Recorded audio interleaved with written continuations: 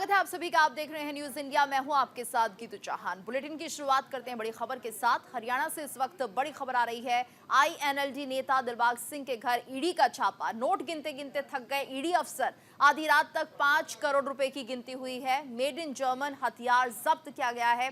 विदेशी हथियार है ये और 300 जिंदा कारतूस बरामद हुए हैं। हरियाणा से इस वक्त ये बड़ी खबर सामने आ रही है।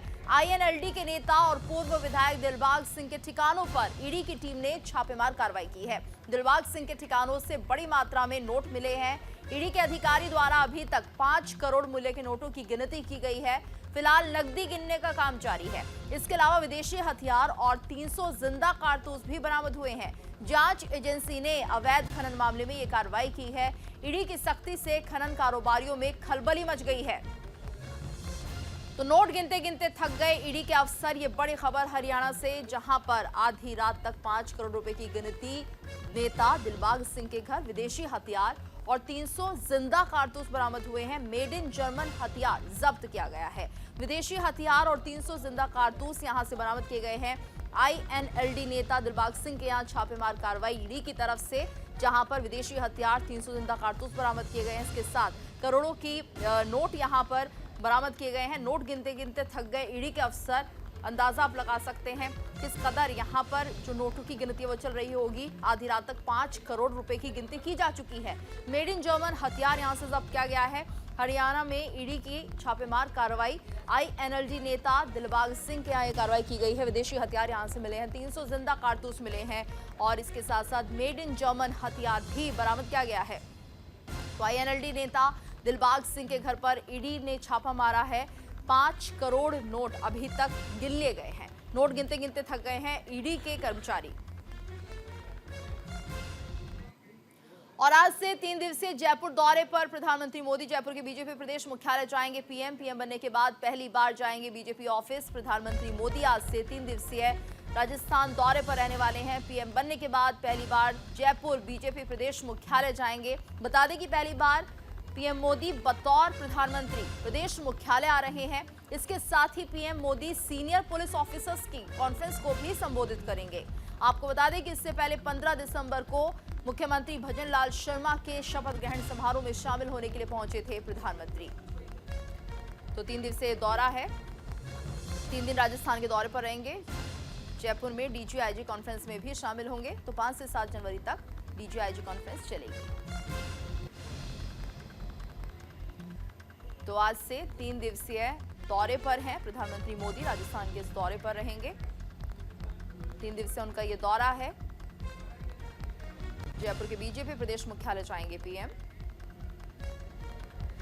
और पीएम बनने के बाद पहली बार वो बीजेपी ऑफिस जाएंगे। और वहीं आपको बता देते हैं क्या कुछ कार्यक्रम रहेगा। 3 दिन के राजस्थान के दौरे पर रहेंगे प्रधानमंत्री मोदी और यहाँ पर कई उनकी बैठकें होनी है। जयपुर में डीजीआईजी कॉन्फ्रेंस में शामिल होंगे प्रधानमंत्री। ये सब उनका कार्यक्रम रहने वाला है। 5 से 7 जनवरी तक ये कॉन्फ्रेंस चलेगी। यानी डीजीआईजी की जो कॉन्फ्रेंस है वो 5 से लेकर 7 तारीख तक चलेगी। 28 राज्यों की पुलिस के डीजीआईजी भाग लेंगे। यानी कानून व्यवस्था पर पूरी नजर है। गृह मंत्री अमित शाह भी इस कॉन्फ्रेंस में शामिल हो रहे हैं। कुल मिलाकर जो फिलहाल हालात बने हुए हैं सुरक्षा व्यवस्था को लेकर, झालाना के राजस्थान इंटरनेशनल सेंटर में ये कॉन्फ्रेंस होनी है। कानून व्यवस्था जिस तरह से चल रही है देश में उसको लेकर चर्चा।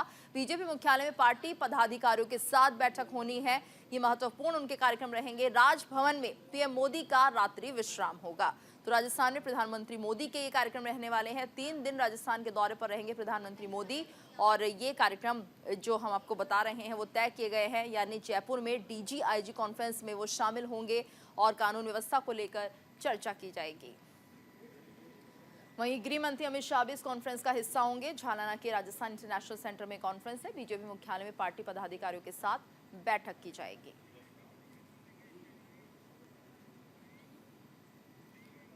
और एक और बड़ी खबर, पीएम मोदी का मुरीद हुआ चीन। ग्लोबल टाइम्स ने मोदी की नीतियों की तारीफ की है। देश में जारी आर्थिक वृद्धि की तारीफ की है। मोदी की लीडरशिप में तेजी से आगे बढ़ा भारत।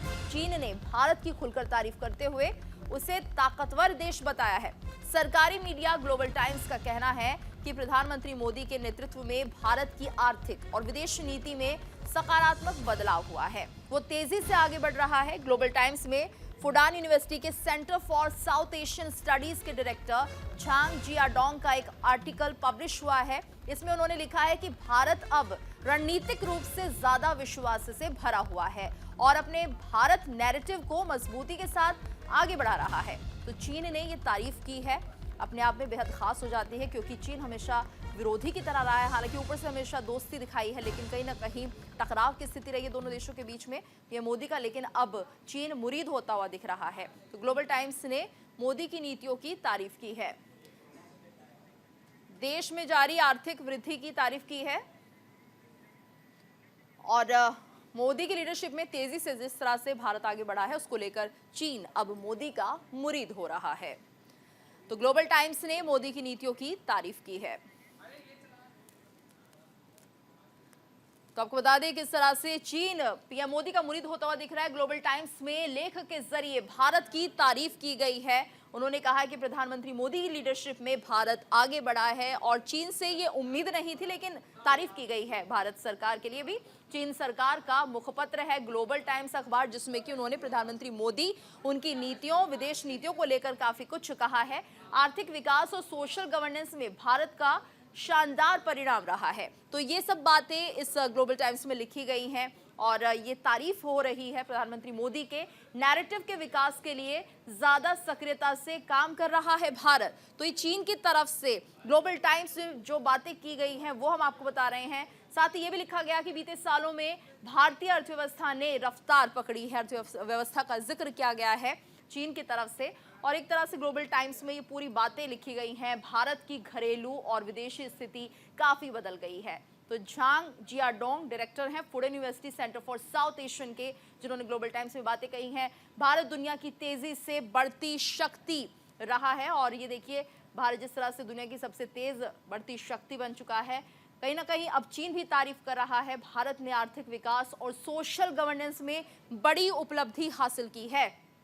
ये ग्लोबल टाइम्स की वो बातें हैं, वो लेख की हम आपको मेन पॉइंटर्स बता रहे हैं। अर्बन गवर्नेंस में पीएम मोदी के नेतृत्व में भारत ने प्रगति की है।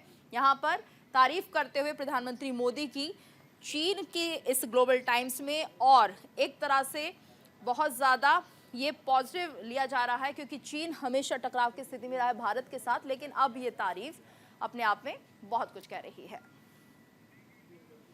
और वहीं आज से हिमाचल दौरे पर बीजेपी अध्यक्ष जेपी नड्डा सोलन में जेपी नड्डा करेंगे रोड शो। बीजेपी की कोर ग्रुप बैठक में होंगे शामिल। लोकसभा चुनाव को लेकर चर्चा होगी।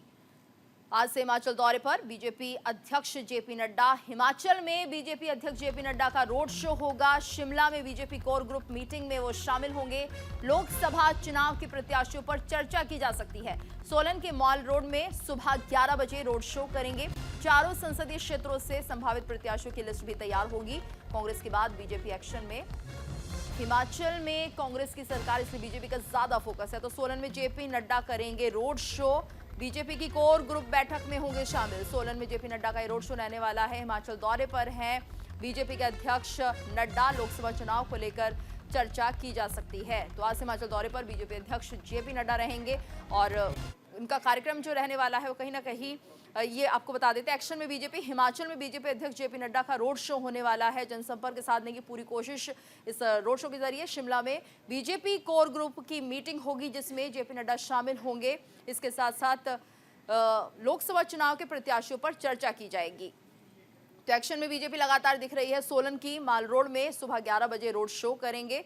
ये सब उनका कार्यक्रम रहने वाला है। आज क्या क्या रहेगा, तो चारों संसदीय क्षेत्रों से संभावित प्रत्याशियों की लिस्ट भी तैयार की जाएगी। तो बीजेपी फिलहाल एक्शन में और कांग्रेस के बाद बीजेपी भी एक्शन में अब दिखने लगी है। आपको बता दें क्योंकि हिमाचल में कांग्रेस की सरकार है, इसलिए बीजेपी का ज्यादा फोकस हिमाचल में है। तो ये बड़ी बैठक मानी जा रही है बीजेपी के कोर ग्रुप की। आज से हिमाचल दौरे पर बीजेपी अध्यक्ष जेपी नड्डा। सोलन में जेपी नड्डा रोड शो करेंगे। इसके साथ साथ लोकसभा चुनाव को लेकर रणनीति बनाई जा सकती है। बीजेपी कोर ग्रुप की बैठक होगी और तमाम तरह की चर्चाएं इस बैठक में हो सकती हैं। और वहीं कांग्रेस ने बदला न्याय यात्रा का नाम। राहुल गांधी की न्याय यात्रा का नाम बदल गया है। भारत जोड़ो न्याय यात्रा अब ये नया नाम किया गया है। 3 से 4 दिन में जारी होगा यात्रा का लोगो। ये बड़ी खबर आ रही है। आपको बता दें, कांग्रेस ने न्याय यात्रा का नाम बदल दिया है। राहुल गांधी की न्याय यात्रा का नाम बदला गया है, जिसका लोगो 3-4 दिन में जारी हो जाएगा। भारत जोड़ो न्याय यात्रा ये नया नाम है। यहाँ पर राहुल गांधी की इस न्याय यात्रा का भारत जोड़ो न्याय यात्रा 3 से 4 दिनों में इस नए लोगों को भी हम देख पाएंगे। कांग्रेस ने नाम बदल दिया है इस यात्रा का। इस यात्रा का जो नया लोगो होगा वो तैयार किया जा रहा है। 3 से 4 दिन में ये लोगो तैयार हो जाएगा। तो पहले भारत न्याय यात्रा था, लेकिन अब भारत जोड़ो न्याय यात्रा है। 3 से 4 दिन में जारी हो जाएगा यात्रा का ये लोगो। भारत जोड़ो न्याय यात्रा किया गया है। इस यात्रा का नाम जो कि राहुल गांधी करने वाले हैं, कांग्रेस ने बदला है न्याय यात्रा का नाम। तो राहुल गांधी की न्याय यात्रा का नाम बदल दिया गया है और अब इसका नाम होगा भारत जोड़ो न्याय यात्रा। यानी संदेश साफ है इस लोगों से कि भारत को जोड़ने की कोशिश कांग्रेस करती हुई दिखाई देगी।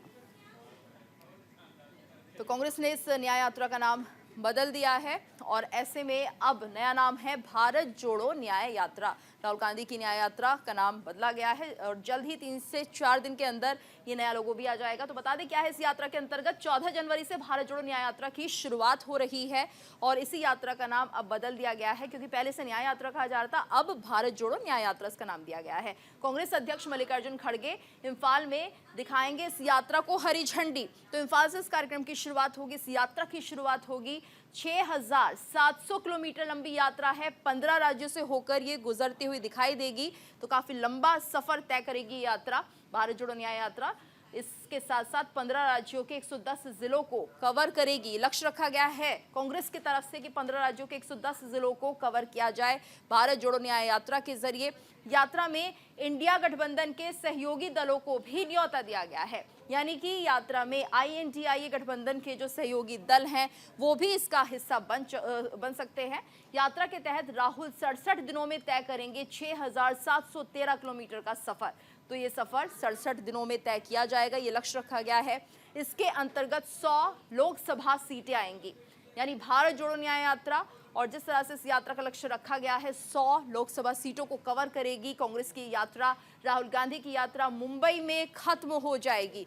तो जो फाइनल डेस्टिनेशन है वो होगा राहुल गांधी की यात्रा का मुंबई में, जहां पर भारत जोड़ो न्याय यात्रा खत्म हो जाएगी। वहीं मणिपुर में 107 किलोमीटर की यात्रा, 4 जिले इस दौरान कवर किए जाएंगे। ये पूरा कहीं ना कहीं कार्यक्रम है इस यात्रा के तहत भारत जोड़ो न्याय यात्रा का। और ये रूट मैप हम आपको बता रहे हैं। नागालैंड में 257 किलोमीटर का सफर, 5 जिले इस दौरान कवर किए जाएंगे। तो नागालैंड में 257 किलोमीटर का ये सफर होगा। इसके साथ साथ असम में 17 जिलों में 833 किलोमीटर लंबी यात्रा की जाएगी। तो भारत जोड़ो न्याय यात्रा का ये रूट मैप है जो हम आपको समझा रहे हैं और ये मुंबई में खत्म होगा। वहीं अरुणाचल प्रदेश में 55 किलोमीटर की यात्रा की जाएगी और इस यात्रा के जरिए लोगों से संपर्क साधने की पूरी कोशिश होगी। भारत जोड़ो न्याय यात्रा का नाम है। मेघालय में 5 किलोमीटर की यात्रा की जाएगी। तो ये सारा रूट मैप हम आपको बता रहे हैं। भारत जोड़ो न्याय यात्रा का क्या कुछ रूट मैप होगा, कहां कहां से होकर गुजरेगी।